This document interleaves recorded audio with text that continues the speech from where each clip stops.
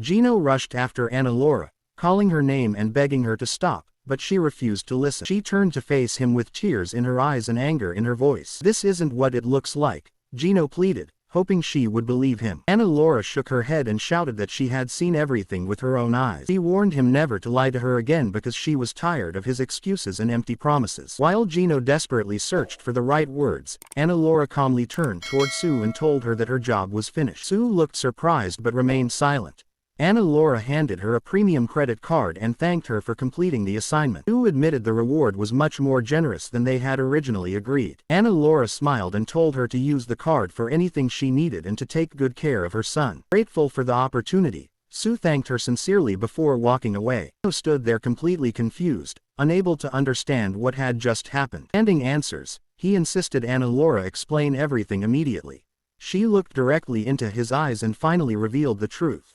Sue had never been a real maid.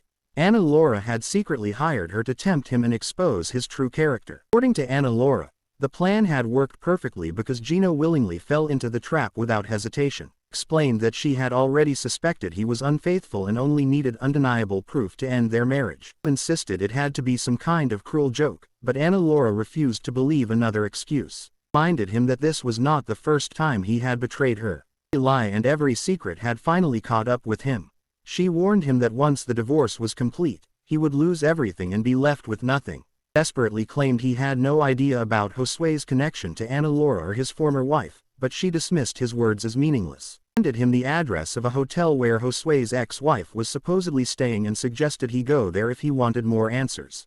Ana Laura walked away. Gino begged her one last time to listen, insisting he never meant for any of this to happen.